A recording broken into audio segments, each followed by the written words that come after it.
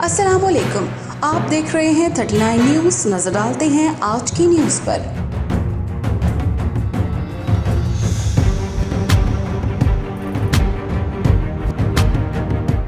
तफसीलात जानते हैं अपने नुमाइंदे से।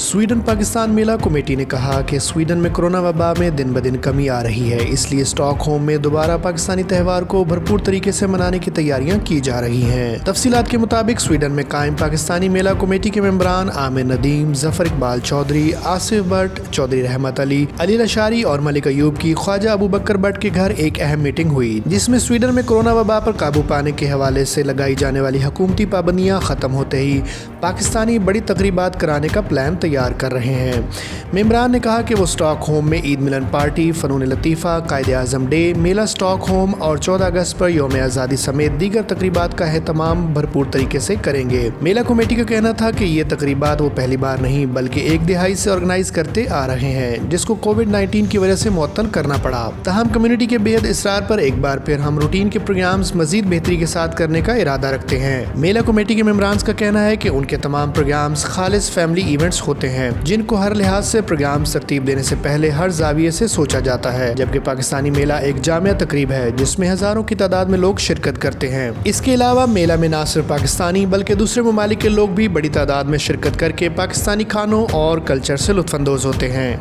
Masood, 39 news, Stockholm, Sweden.